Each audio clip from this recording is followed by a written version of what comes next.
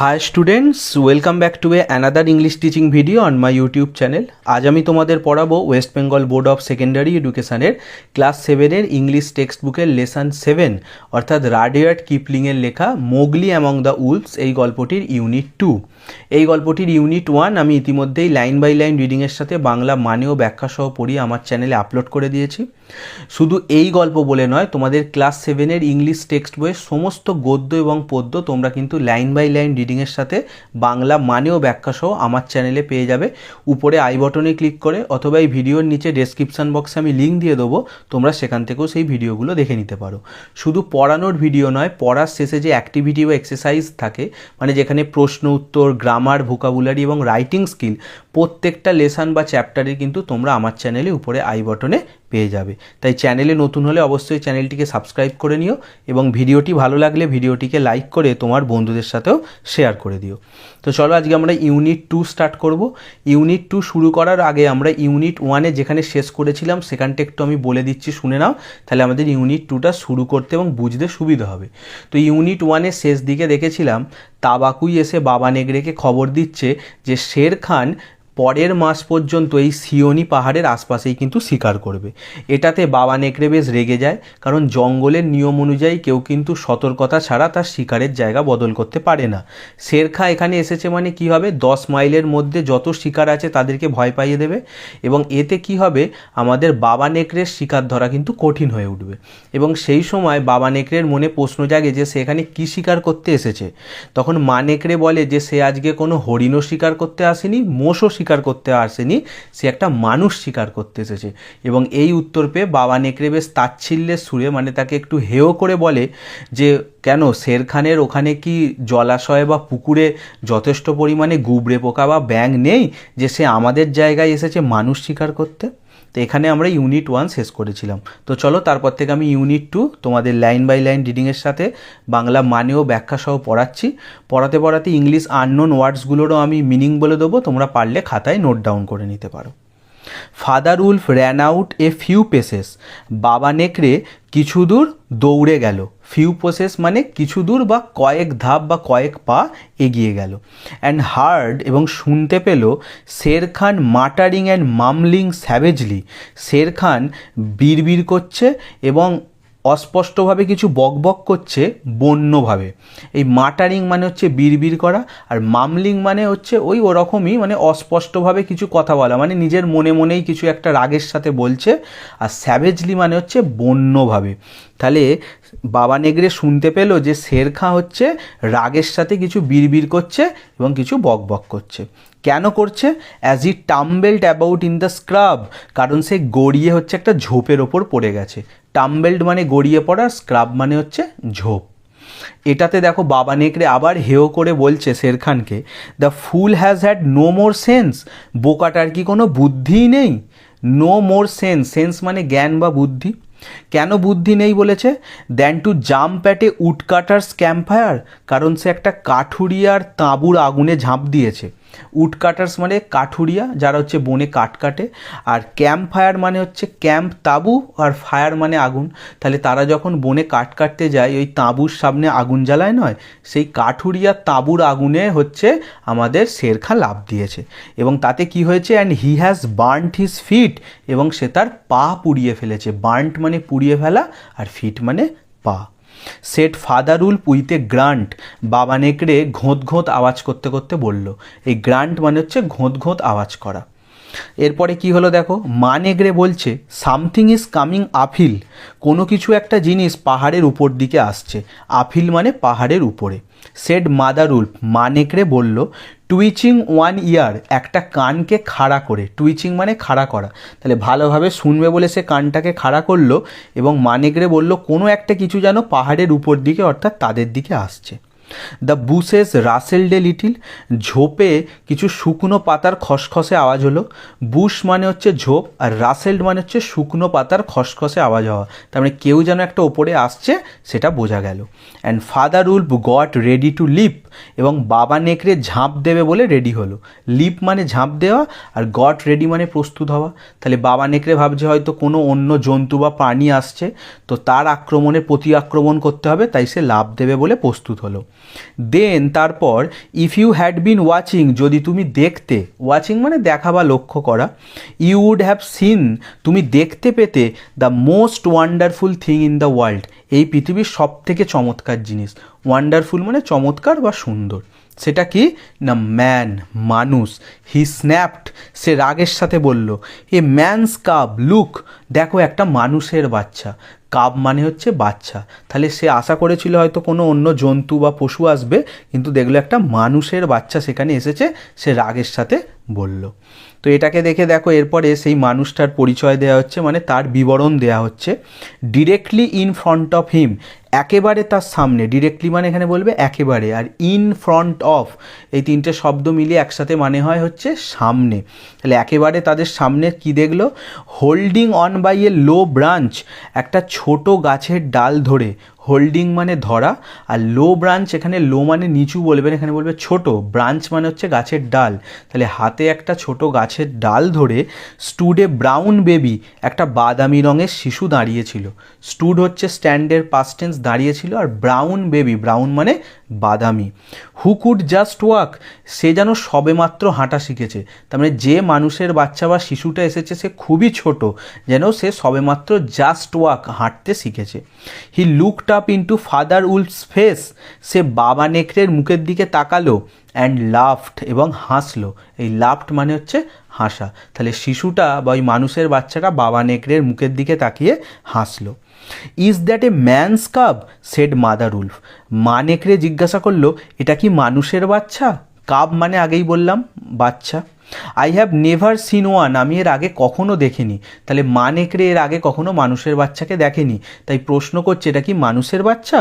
Bring it here, ওকে এখানে নিয়ে এসো, ব্রিং মানে আনা।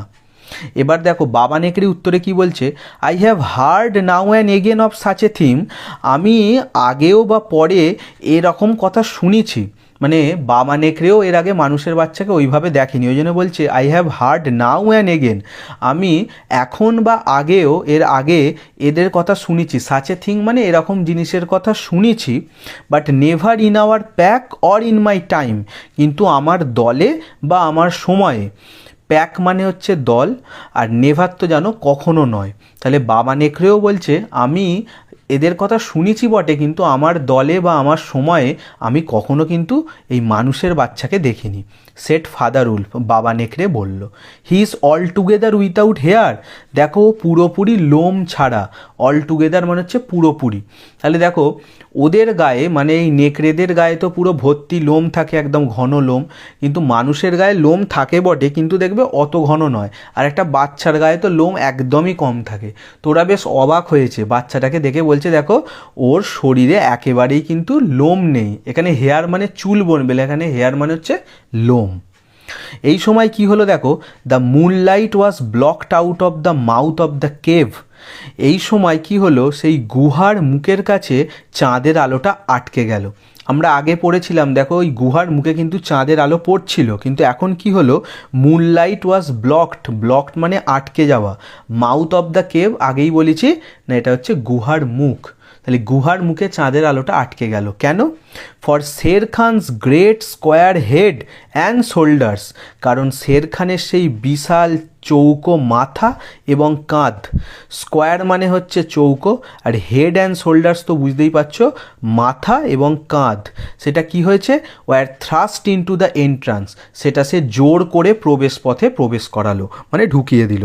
তাহলে ওই যে গুহার মুখেতে শের খান তার বিশাল বড় চৌকো কাঁধ আর মাথাটাকে কি করলো, থ্রাস্ট, জোর করে প্রবেশ করানো, থ্রাস্ট মানে, আর এন্ট্রান্স প্রবেশ পথ, তো সেখানে সে মুখটাকে ঢুকিয়ে দিয়েছে গুহার মুখটাতে, তাই চাঁদের আলোটা কিন্তু আটকে গেছে। তো এবার করতে দেখো তাকে প্রশ্ন করছে বাবা নেকড়ে, what does Shere Khan need, শের খানের এখানে কী প্রয়োজন, নিড মানে প্রয়োজন, এটাও বলতে পারো শের খান এখানে কী চায়। সেট ফাদার উলফ, বাবা নেকড়ে জিজ্ঞাসা করলো। উত্তরে শের খান কী বলছে, a man's cub went this way, একটা মানুষের বাচ্চা এই পথে এসেছে, দিস ওয়ে মানে এই রাস্তায় বা এই পথে। It's parents have run of, তার বাবা মা পালিয়ে গেছে, পেরেন্টস মানে তো তোমরা জানো বাবা মা, তাহলে যে বাচ্চাটা এখানে এসেছে তার বাবা মা পালিয়ে গেছে, আমি সেই বাচ্চাটার খোঁজেই এখানে এসেছি। ডিম্যান্ডেড শের খান, শের খান দাবি করলো, ডিম্যান্ড মানে হচ্ছে দাবি করা। এর উত্তরে আমাদের বাবা নেকড়ে কি বলছে দেখো, the wolves are free people, নেকড়েরা হচ্ছে স্বাধীন, পিপিল মানে মানুষ হয়, এবার নেকড়েরা স্বাধীন মানুষ তো বলতে পারবে না, এখানে পিপিল মানে পশু বলবে বা জন্তু বলবে, তাহলে সে উত্তরে কি বলছে, নেকড়েরা হচ্ছে স্বাধীন পশু বা স্বাধীন জন্তু। সেট ফাদার উল, বাবা নেকড়ে বলল। They take orders from the head of the pack, তারা একমাত্র দলের প্রধানের থেকে আদেশ নেয়। টেক অর্ডার্স মানে আদেশ নেওয়া, আর head of the pack, head তো বুঝতে পারছো প্রধান, আর প্যাক আগেই বলেছি দল, তাহলে বলছে নেকড়েরা শুধু নেকড়েদের দলের প্রধানের কথা শোনে। And not any from striped animal, কোনো ডোরাকাটা পশুর আদেশ নেয় না। স্ট্রাইপড মানে হচ্ছে ডোরাকাটা, তাহলে এখানে ডোরাকাটা পশু কাকে বলা হয়েছে, শের খানকে। বলছে আমরা আমাদের দলের প্রধানের কথা শুনি, তোমার মতো কোনো ডোরাকাটা পশু বা বাঘের কিন্তু আমরা অর্ডার বা আদেশ শুনবো না। The man's cub is ours, ওই মানুষের বাচ্চাটা হচ্ছে আমাদের। তাহলে দেখো এখানে নেকড়েরা মানে আমাদের বাবা নেকড়ে এবং মা নেকড়ে শের খানের হাত থেকে কিন্তু ওই ছোট শিশুটাকে বাঁচানোর চেষ্টা করছে। এতে কি হলো, পরের পেজে দেখো, বাঘ আমাদের শেরখা খুব রেগে গেছে। The Tigers road field the cave with thunder, বাঘের গর্জন গুহাটাতে যেন একটা বজ্রাঘাত তৈরি করলো। টাইগার্স রোর, রোর মানে গর্জন, আর ফিল্ড মানে হচ্ছে ভরে দেওয়া, তাহলে বাঘটা এমন গর্জন করলো, তাহলে কি হলো, the cave with thunder, thunder মানে বজ্রাঘাতের আওয়াজ। দেখো গুহা তো ফাঁপা জায়গা হয়, সেখানে শব্দ ইকো বা প্রতিধ্বনি হয়, তাই এই গুহার ভেতরে তো মুখটাকে ঢুকিয়ে দিয়েছে শেরখা, সেখানে যদি সে গর্জন করে তাহলে যেন পুরো বজ্রাঘাতের মতো ভেতরে আওয়াজ হলো। মাদার উলফ সুক হারসেলফ, মা নেকড়ে নিজেকে নাড়িয়ে নিল, সুক হচ্ছে সেকের পাস্ট টেন্স, মানে নিজেকে একটু নাড়িয়ে বা ঝাঁকিয়ে নিল। ক্লিয়ার অফ দ্য কাবস, বাচ্চাদের থেকে নিজেকে দূরে সরিয়ে নিল, তাহলে মা নেকড়েরও তো সবে বাচ্চা হয়েছে, তো সেই বাচ্চাগুলোর থেকে সে নিজের গাটাকে বেশ ঝাঁকিয়ে বা নাড়িয়ে সে হচ্ছে নিজেকে বেশ তুলে ধরলো বা আলাদা করে এলো। অ্যান্ড স্প্র্যাং ফরওয়ার্ড, এবং লাফিয়ে সামনে এলো। স্প্র্যাং হচ্ছে স্প্রিংয়ের পাস্ট টেন্স, লাফানো, ফরওয়ার্ড মানে সামনে, তার মানে কি মা নেকড়ে এবারে লড়াইয়ের প্রস্তুতি নিচ্ছে। Her eyes were like two green moons in the darkness, তার চোখগুলোকে অন্ধকারে দুটো সবুজ চাঁদের মতো মনে হলো। গ্রিন মুনস সবুজ চাঁদ, আর ডার্কনেস তো যেন অন্ধকার, তাহলে ওদের তো চোখ এমনিই জ্বলে, তো ওই অন্ধকারে তার চোখগুলোকে দেখে মনে হলো যেন নীল রঙের সবুজ রঙের চাঁদ। Facing the blazing eyes of the tiger, যেটা মুখোমুখি ছিল বাঘের উজ্জ্বল চোখের। ফেসিং মানে মুখোমুখি হওয়া, আর ব্লেজিং মানে উজ্জ্বল, তাহলে দেখো শেরখাও আছে, শেরখানেরও সেই চোখগুলো জল জল করছে বা উজ্জ্বল, এবং তার মুখোমুখি হয়েছে মা নেকড়ে, যার চোখগুলো উজ্জ্বল, যেটাকে সবুজ চাঁদের মতো মনে হচ্ছে অন্ধকারে। Shere Khan might have faced Father Wolf, Shere Khan বাবা নেকড়ের মুখোমুখি হতেই পারত, ফেসড মানে মুখোমুখি হওয়া, মাইট মানে হয়তো, but he could not stand up against mother Wolf, কিন্তু সে মা নেকড়ের বিপক্ষে দাঁড়াতে পারবে না। স্ট্যান্ড আপ মানে দাঁড়ানো, এগেনস্ট মানে বিরুদ্ধে, তাহলে দেখো শের খান চাইলে বাবা নেকড়ের সাথে লড়াই করতে পারতো, কারণ সেও ছেলে, কিন্তু যদি একটা বাঘ একটা মেয়ের সাথে লড়াই করে তাহলে তার আর কোনো রকম কি হবে, তার বদনাম হয়ে যাবে, যে সে কি হয়েছে, একটা বাঘ হয়ে শের খান সে কি করেছে, মা নেকড়ের সাথে লড়াই করেছে, তাহলে সেটা সম্ভব নয়। আরও একটা কারণ আছে, হি নিউ দ্যাট, সে জানতো যে হোয়ার সি স্টুড, যেখানে সে দাঁড়িয়ে আছে, দেখো সি প্রোনাউনটা লক্ষ্য করো, এখানে সি বলতে মাদার উলফকে বোঝানো হয়েছে, অর্থাৎ মা নেকড়ে যেখানে এখন আছে, she had all the advantage of the ground, এই জায়গাকার সমস্ত সুযোগ সুবিধা কিন্তু তার সাথে রয়েছে। মানে এই জায়গার সুযোগ সুবিধা বলতে যেটা আমরা নিজের এলাকা বুঝি, দেখবে নিজের এলাকায় কুকুরও হচ্ছে বাঘ হয়, তার মানে সেটা তার জায়গা। তাহলে দেখো এটা তো শের খানের জায়গা নয়, শের খান এখন এসেছে এদের জায়গায়, তাহলে যে জায়গায় এখন মা নেকড়ে আছে সেই জায়গার সব সুযোগ সুবিধা কিন্তু তার পক্ষেই আছে, কারণ সে এই জায়গাটাকে খুব ভালোভাবে জানে। তাই শেরখা কী করলো, সে লড়াই না করে and would fight to death, Shere Khan এটাও জানে যে মা নেকড়ে কী করবে, মৃত্যু পর্যন্ত লড়াই করবে। উড ফাইট টু ডেথ মানে মৃত্যু পর্যন্ত লড়াই করা, মানে সে যতক্ষণ না মরবে ততক্ষণ কিন্তু লড়বে। তো শের খান তাই কী করলো দেখো, সে লড়লো না, so he backed out of the cave mouth, তাই সে সেই গুহার মুখ থেকে পিছনে হটে গেল। ব্যাকড আউট মানে পিছিয়ে যাওয়া, আর কেভ মাউথ তো বুঝতেই পারছো সেই গুহার মুখ, কিরম করতে করতে, গ্রাউলিং, গড়গড় করতে করতে বা গর্জন করতে করতে, মানে রাগের সাথে বেশ গড়গড় আওয়াজ করতে করতে সে গুহার মুখ থেকে বেরিয়ে এলো। কারণ সে জানে এখানে মা নেকড়ের সাথে লড়াই করা কিন্তু তার পক্ষে শোভা দেয় না, এবং লড়াই করলেও কিন্তু তার বিপদ হতে পারে, তাই সে সেখান থেকে বেরিয়ে গেল। তারপরে দেখো এখানে একটা ছবি দেওয়া আছে, সমস্ত চরিত্রগুলো এর পরেও আমরা পড়বো, তাদের কথাই এখানে আমরা একটু পরেই জানতে পারবো, সেই ছবি একটা এখানে দেয়া আছে। এখানে আমরা বালুকে দেখতে পাচ্ছি, বাঘিরাকে দেখতে পাচ্ছি, এক এক করে আমরা সব পড়বো। তো চলো তারপরে দেখো, Sher Khan speaks this much truth. Sher Khan কথাটা বেশ সত্যিই বলেছে। স্পিক্স মানে তো বলা, ট্রুথ মানে যেন সত্যি। তাহলে শের খান গুহার মুখ থেকে বেরিয়ে গেছে। এবার কে বলছে? সেট ফাদারুল, বাবা নেকড়ে বলল, শের খান কথাটা তো ঠিকই বলেছে। The cub must be shown to the pack. এই বাচ্চাটাকে কি করতে হবে? দলকে দেখাতে হবে। শোন মানে দেখানো, আর প্যাক মানে আগেই বললাম দল। তাহলে বাবা নেকড়ে বলছে দলকে না দেখিয়ে একে লুকিয়ে রাখা যাবে না, দলের সামনে বাচ্চাটাকে দেখাতে হবে, কারণ দলের একটা অনুমতির দরকার আছে যে একে কি আমাদের সাথে রাখবো কি রাখবো না। Will you still keep him? তুমি কি ওকে তাও রাখবে? বাবা নেকড়ে মা নেকড়েকে জিজ্ঞাসা করছে। স্টিল কিপ হিম, স্টিল মানে হচ্ছে এখানে হবে এখনও, তুমি কি এখনও ওকে রাখবে? মা নেকড়ে উত্তর দিচ্ছে, অ্যাসিওরডলি, নিশ্চিতভাবে, আই উইল কিপ হিম, আমি ওকে অবশ্যই রাখবো। অ্যাসিওরডলি মানে নিশ্চিতভাবে। তাহলে মায়ের মন যেরকম হয়, মা বলছে এরকম শিশুকে ছেড়ে দেবো, মা নেকড়ে বলছে না, একে অবশ্যই আমি রাখবো। সেড মাদার উল্ফ, মা নেকড়ে বলল। লাই স্টিল লিটিল ফ্রগ, শুয়ে থাকো ছোট্ট ব্যাং। লাই স্টিল মানে চুপ করে শুয়ে থাকা, লাই মানে হচ্ছে শুয়ে থাকা, স্টিল মানে এখানে শান্ত হয়ে চুপচাপ হয়ে। লিটিল ফ্রগ, ছোট্ট ব্যাং। তাহলে দেখো মা নেকড়ে মোগলিকে কি বলছে? ব্যাং বলে ডাকছে। O you Mowgli, for Mowgli the frog I will call you. O Mowgli, ব্যাং, আমি তোমাকে এই নামেই ডাকবো। তাহলে মা নেকড়ে এর নামকরণ করলো, তাকে হচ্ছে আদর করে ভালোবেসে ছোট্ট ব্যাঙের সাথে তুলনা করছে এবং তাকে মোগলি বলে ডাকছে। দ্য টাইম উইল কাম, একদিন এমন সময় আসবে, when you will hunt Shere Khan as he has hunted you, যেদিন তুমি শের খানকে শিকার করবে যেমনটা শের খান আজকে তোমায় শিকার করতে এসেছিল। হান্ট মানে হচ্ছে শিকার করা।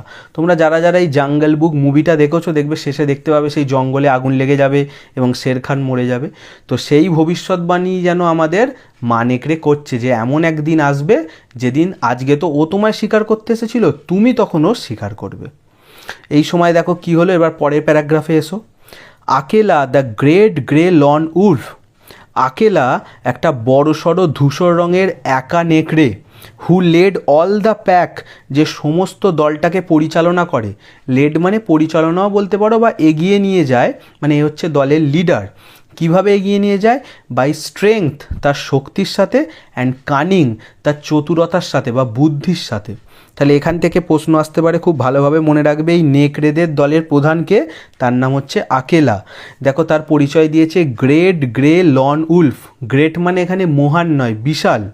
গ্রে মানে বুঝতে পারছো ধূসর, আর লন উলফ, লন মানে একা, উলফ মানে নেকড়ে। তাহলে এই যে বিশাল বড় হচ্ছে ধূসর রঙের নেকড়ে, সে হচ্ছে দলটাকে তার স্ট্রেংথ অ্যান্ড কানিং, স্ট্রেংথ শক্তি, কানিং মানে হচ্ছে চতুরতা বা বুদ্ধি দিয়ে কিন্তু এই দলটাকে পরিচালনা করে। সে কি করছিল? Lay out at full length on his rock, সে পাথরের উপরে পুরো শরীরটাকে বিছিয়ে দিয়ে শুয়েছিল। লে আউট মানে শুয়ে থাকা, আর ফুল লেংথ মানে একদম ছড়িয়ে শরীরটাকে পুরোপুরি একদম দৈর্ঘ্য বিস্তৃত করে শুয়েছিল। সে কি বলল? Who speaks for this cub, said Akela. Akela জিজ্ঞাসা করলো, এই মানুষের বাচ্চাটার হয়ে কে কথা বলবে? স্পিক্স ফর মানে পক্ষে কথা বলা, মানে একে যে রাখবো আমাদের সাথে, এর পক্ষে কে কথা বলবে। Among the free people who speaks, among the free people, আগেই বলেছিলাম পিপিল মানে এখানে মানুষ বলবে না, জন্তু। স্বাধীন জন্তুদের মধ্যে কে কথা বলবে? একটু আগেই আমরা পড়লাম নেকড়েরা হচ্ছে স্বাধীন পশু বা স্বাধীন জন্তু, তারা কারোর আদেশ নেয় না, শুধুমাত্র প্রধানের আদেশ নেয়। তো প্রধান এখন জিজ্ঞেস করছে সেই স্বাধীন জন্তুদের মানে নেকড়েদের, যেই বাচ্চাটার পক্ষে কে কথা বলবে আমাদের স্বাধীন জন্তুদের মধ্যে। দেয়ার ওয়াজ নো অ্যান্সার, কোনো উত্তর এলো না। তার মানে এই নেকড়েদের মধ্যে বাকিরা কেউ চাইছে না হয়তো যে মোগলি তাদের সাথে থাকুক। তাই কি হলো, মাদার উলফ গট রেডি, তাই মা নেকড়ে প্রস্তুত হলো, ফর হোয়াট সি নিউ, কারণ সে জানতো, would be her last fight, এটাই তার শেষ লড়াই হবে, if things came to fighting, যদি লড়াইয়ের পরিস্থিতি আসে। ফাইট মানে তো লড়াই করা, জানো।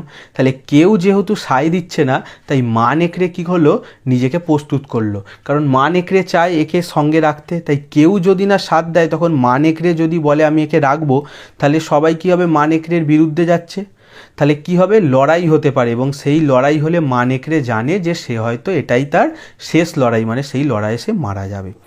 দেন দ্য অনলি আদার ক্রিয়েচার, তারপরে অন্য একমাত্র জন্তু, ক্রিয়েচার বা ক্রিচার এটা মানে হচ্ছে জন্তু বা প্রাণী, তাহলে অন্য একমাত্র জন্তু, who is allowed at the pack council, যার এই দলসভায় বলার অনুমতি ছিল। অ্যালাউড মানে হচ্ছে অনুমতি, আর প্যাক কাউন্সিল, প্যাক মানে তো আগেই বলেছি দল, কাউন্সিল মানে সভা, তাহলে এই যে নেকড়েদের দলসভা, এই দলসভাতে নেকড়ে ছাড়াও আর একমাত্র যে জন্তুটার বলার অধিকার ছিল সে কে, ওয়াজ বালু দ্য বিয়ার, সে হচ্ছে ভাল্লুক বা ভল্লুক বালু, এই নামটাও মনে রাখবে। তাহলে বালু বা যে হচ্ছে ভাল্লুক বালু, তার হচ্ছে এই দলসভাতে বলার অনুমতি ছিল। সে কি করলো, হি রোজ আপন হিজ হেড, সে তার মাথাটাকে তুললো, এখানে রোজ মানে গোলাপ নয়, এখানে রোজ হচ্ছে ভার্ব, রাইজের পাস্ট টেন্স, সে মাথাটাকে তুললো, অ্যান্ড গ্রান্টেড, গ্রান্টেড মানে একটু আগে বললাম ঘোঁত ঘোঁত আওয়াজ করা, এখানে সেটাও বলতে পারো। গ্রান্টেড মানে আরেকটা হয় সম্মতি দেওয়া, মানে সে সায় দিল যে না বাচ্চাটা থাকুক, আমি বাচ্চাটার পক্ষেই বলছি। দেখো সে কি বলছে, I speak for the man's cub, next পেজে, আমি মানুষের বাচ্চাটার পক্ষে কথা বলছি, স্পিক ফর মানে পক্ষে কথা বলা। Let him run with the pack, তাকে দলের সাথেই থাকতে দাও, রান মানে ছোটাছুটি করা হয়, এখানে সেটা বলার দরকার নেই, যে তাকে রান উইথ দ্য প্যাক মানে কি, তাকে দলের সাথেই থাকতে দাও, দলের সাথে থাকলে সে ছোটাছুটিই করবে, খেলবে, মানে এখানেই তাকে রাখো। And be entered with the others, এবং তাকে অন্যদের সাথে মিশতে দাও, এখানে এন্টার্ড প্রবেশ করার থেকে বেশি ভালো হবে যদি বলো অন্যদের সাথে তাকে মিশতে দাও, মানে অন্যদের সাথেই তাকে রাখো। I myself will teach him, আমি নিজে ওকে ওখানে শেখাবো। তাহলে এখান থেকে আরেকটা কথা জানা যাচ্ছে, এই ভাল্লুক বালু হচ্ছে এই নেকড়েদের বাচ্চাদের হচ্ছে টিচার বা শিক্ষক। তো ও বলছে যে ওই দলেই থাকুক, আমি নিজে ওকে ট্রেনিং দেবো বা ওকে শেখাবো। তখন আকেলা এটা শুনে কি বলছে, উই নিড ইয়েট অ্যানাদার, আমাদের আরও একজনকে লাগবে। ইয়েট মানে হচ্ছে এখানে বলবে এখনও, উই নিড ইয়েট অ্যানাদার, বলছে ভাল্লুক বালু তো বলেছে কিন্তু আমাদের তাও আরেকজনকে লাগবে। সেড আকেলা, আকেলা বলল। বালু হ্যাজ স্পোকেন, বালু তো বলেইছে, স্পোকেন মানে বলা, and he is our teacher for the young cubs, এবং ও হচ্ছে আমাদের ছোট বাচ্চাদের শিক্ষক। দেখো একটু আগেই বললাম, এই যে নেকড়েদের ছোট ছোট বাচ্চা, তাদের শিক্ষক হচ্ছে আমাদের বালু। হু স্পিক্স বিসাইড বালু, বালুর পাশাপাশি আর কে বলবে, বিসাইড মানে তো তোমরা জানো পাশে, স্পিক্স মানে কথা বলা, তাহলে একজনের ভোটে শুধু হবে না, আরেকজনকার মতামত কিন্তু চাই। এই সময় কি হলো, next paragraph, A black shadow drop down into the circle, একটা কালো ছায়া ওই যে গোল জায়গাটার মধ্যে এসে পড়লো। ব্ল্যাক শ্যাডো বুঝতেই পারছো, কালো ছায়া, আর ড্রপ ডাউন মানে এসে পড়লো, সার্কেল মানে হচ্ছে গোল বা বৃত্ত, তাহলে সবাই গোল করে ঘিরেছিল, তার মধ্যে একটা কালো ছায়া এসে পড়লো। সেটা কার ছায়া না, ইট ওয়াজ বাঘিরা দ্য ব্ল্যাক প্যান্থার, এটা ছিল কালো চিতাবাঘ বাঘিরা। ব্ল্যাক প্যান্থার, প্যান্থার হচ্ছে চিতাবাঘ, তো এই কালো চিতাবাঘ বাঘিরা সেখানে এন্ট্রি নিয়েছে। এভরিওয়ান নিউ বাঘিরা, প্রত্যেকেই বাঘিরাকে চিনত। And nobody dare to cross his path, এবং কেউ তার রাস্তা অতিক্রম করতে সাহস পেত না। ডেয়ার্ড মানে হচ্ছে সাহস করা, আর cross his path, cross his path মানে রাস্তা অতিক্রম করা, মানে বাঘিরার বিপক্ষে যাবে এমন কারো সাহস কিন্তু ছিল না। কেন না, for he was as cunning as a jackal, কারণ সে ছিল খ্যাঁকশিয়ালের মতো ধূর্ত। কানিং মানে হচ্ছে ধূর্ত বা চালাকও বলতে পারো, কার মতো না, জ্যাকেল অর্থাৎ খ্যাঁকশিয়াল বা শিয়ালের মতো সে চালাক। As bold as the buffalo, সে ছিল মোষের মতো শক্তিশালী। বোল্ড মানে হচ্ছে শক্তিশালী, আর বাফেলো তো জানো মোষ বা মহিষ। আর লাস্টে বলেছে as reckless as a wounded elephant, এবং সে ছিল আহত হাতির মতো বেপরোয়া। রেকলেস মানে বেপরোয়া, এবং উন্ডেড এলিফ্যান্ট, উন্ডেড মানে হচ্ছে আহত। তাহলে দেখেছো কেন কেউ বাঘিরার বিপক্ষে যাওয়ার কথা ভাবতো না, কারণ বাঘিরার এখানে 3টে গুণ বলেছে। সে ছিল শিয়ালের মতো চালাক, মোষের মতো শক্তিশালী, এবং আহত হাতির মতো বেপরোয়া। কিন্তু এই গুণগুলো থাকলেও তার গলার আওয়াজ কেমন ছিল দেখো, but he had a voice, কিন্তু তার গলার আওয়াজ ছিল, ভয়েস মানে তো জানো গলার স্বর বা আওয়াজ, as soft as wild honey dripping from a tree. যদি গাছ থেকে বন্য মধু পড়ে যেরকম আওয়াজটা হবে, ঠিক সেরকমই নরম বা কোমল আওয়াজ ছিল তার গলার। তাহলে তার এত রাগী সব মনোভাব, কিন্তু তার গলার আওয়াজটা কীরকম ছিল, as soft as wild honey. Wild honey বুঝতে পারছো, বন্য মধু। আর ড্রিপিং ফ্রম ট্রি, ড্রিপিং মানে টুপ টুপ করে পড়া বা টোপে পড়া।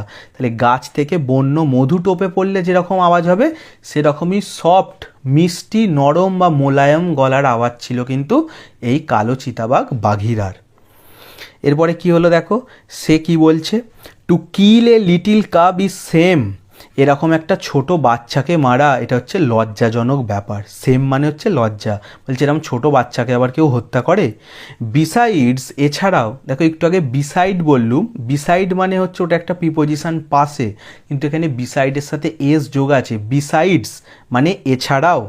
হি may make better sport for you, এ হয়তো পরে তোমাদের জন্য ভালো শিকার করতে পারবে। হোয়েন হি ইজ গ্রোন, যখন সে বড় হবে। এখানে স্পোর্ট মানে খেলাধুলা যেমন হয়, স্পোর্ট মানে একটা শিকারও হয়। তাহলে বাঘিরা বলছে he may make better sport for you when he is grown, grown তো বড় হওয়া। তাহলে এই শিশুটা বড় হলে এ তো তোমাদের জন্য ভালো শিকারও করতে পারবে। যদি কেউ স্পোর্টের মানে এখানে খেলাধুলা করো সেটা দিয়েও বলতে পারো, যে বড় হলে তোমাদের হচ্ছে কি করবে, খেলাধুলা করবে, মানে তোমাদের আনন্দ মজা দেবে। তবে এখানে স্পোর্ট মানে শিকারটা বললেই বেশি ভালো হবে, যে বড় হলে ও তোমাদের হয়ে শিকারও ধরতে পারবে। বালু has spoken on his behalf, বালু তো ওর পক্ষেই বলেছে, বিহাফ মানে পক্ষ। সেট বাঘিরা, বাঘিরা বলল। তাহলে বাঘিরাও মত দিচ্ছে যে বালু তো ওর পক্ষেই বলেছে, আমিও এর পক্ষেই বললাম এই শিশুটা এখানেই থাকুক। Men and their cubs are very wise, মানুষ এবং তাদের বাচ্চারা খুব জ্ঞানী হয়। ওয়াইজ মানে হচ্ছে জ্ঞানী। He may be help in time, সময়েও হয়তো আমাদের কাজেও আসতে পারে, মানে আমাদের সাহায্যেও লাগতে পারে। সেড আকেলা, আকেলা বলল। তাহলে এখন নেগড়েদের যে প্রধান সেই আকেলা, সেও কিন্তু সম্মতি দিয়ে বলছে, যেহেতু বালু এবং বাঘিরা বাচ্চাটা থাক সেই পক্ষই নিয়েছে, তাই আকেলাও বলছে যে মানুষ এবং তার বাচ্চারা কিন্তু খুব বুদ্ধিমান হয়, এরা পরবর্তীকালে আমাদের কিন্তু কাজেও আসতে পারে। ট্রুলি, সত্যি, a help in time of need, প্রয়োজনের সময় কাজে আসতে পারে বা দরকারে লাগতে পারে। For none can hope to lead the pack for ever, কারণ কেউ চিরকালের জন্য দলকে নেতৃত্ব দিতে পারে না। লিড মানে একটু আগেই বললাম এগিয়ে নিয়ে যাবার, নেতৃত্ব দেয়া। সেট বাঘিরা, বাঘিরা বলল। তাহলে বাঘিরা শুনে বলছে হ্যাঁ সত্যিই তো, help in time of need, প্রয়োজনে এই হয়তো আমাদের কাজে লাগবে। আর একটা কথা কি, নান can hope to lead the pack for ever, for ever মানে চিরকালের জন্য। কেউ তো চিরকালের জন্য দলকে এগিয়ে নিয়ে যেতে পারে না, মানে দলের লিডার বা নেতা কিন্তু চেঞ্জ করতে হয়, কারণ একটা নেতা চিরকাল বাঁচবে না, সে মারা যাবে। শুধু মারা যাবে নয়, তার বয়স হয়ে গেলেও তাকে কি করতে হবে, নেতৃত্ব ছেড়ে দিতে হবে। তখন হয়তো এই মানুষের বাচ্চাটাই আমাদের কাজে লাগবে। Take him away, Akela said to Father Wolf, বাবা নেকড়েকে আকেলা বলল টেক হিম অ্যাওয়ে, যাও ওকে নিয়ে যাও। অ্যান্ড ট্রেন হিম, ওকে প্রশিক্ষণ দাও, ট্রেন মানে প্রশিক্ষণ দেওয়া, তাকে শেখাও। As befits one of the free people, আমাদের মতো স্বাধীন জন্তুদের উপযুক্ত করে। বিফিটস মানে উপযুক্ত, মানে এটাই বলতে চাইছে ওকে এমন প্রশিক্ষণ দাও ও যেন স্বাধীন জন্তুদের মতো, অর্থাৎ আমাদের মতোই উপযুক্ত হয়ে ওঠে। এবং লাস্ট লাইন আজকের আমাদের গল্পের কি বলে শেষ করছে, অ্যান্ড দ্যাট ইজ হাউ, এবং এইভাবেই Mowgli was entered into the Seeonee wolf pack, Mowgli প্রবেশ করেছিল সিওনি পাহাড়ে সেই নেগড়েদের দলে। তাহলে এইভাবেই হচ্ছে মোগলির সেই সিওনি পাহাড়ের নেগড়েদের দলে প্রবেশ ঘটেছিল। তো এটা তো গল্পের শুরুর দিক। যারা জাঙ্গেল বুক সিনেমাটা দেখেছো তারা এরপরে স্টোরি জানো, এরপরে কি হবে, এবং শেষে দেখব শের খানকে হত্যা করা হবে, মানে এই মোগলির জন্যই, মোগলির হাত ধরেই শের খানের মৃত্যু ঘটবে। তো এখানেই আজকে আমাদের এই গল্পটি শেষ হলো। এই গল্পটির শেষে দেখবে অ্যাক্টিভিটি বা এক্সারসাইজ আছে। আমি এর পরের ভিডিওতে এই ইউনিট 1 এবং ইউনিট 2 দুটোর শেষে যা অ্যাক্টিভিটি এক্সারসাইজ আছে, প্রশ্ন উত্তর, গ্রামার ভোকাবুলারি এবং তার সাথে রাইটিং স্কিল সমস্ত মিলিয়ে একটি ভিডিওতে করে দেবো। তো চলো, ভিডিওটি ভালো লাগলে ভিডিওটিকে লাইক করো, কমেন্ট করে জানিও কেমন লাগলো। ভিডিওটি ভালো লাগলে তোমার বন্ধুদের সাথেও শেয়ার করো, এবং চ্যানেলে নতুন হলে অবশ্যই চ্যানেলটিকে সাবস্ক্রাইব করো। আমি আগেই বললাম, তোমাদের ক্লাসের ইংলিশ রিলেটেড সমস্ত ভিডিও তোমরা কিন্তু আমার চ্যানেলে পেয়ে যাবে। তো চলো, আজকে এখানেই শেষ করলাম। খুব শীঘ্রই দেখা হবে পরের ভিডিওতে। ততক্ষণের জন্য সকলে ভালো থেকো, সুস্থ থেকো। Good bye.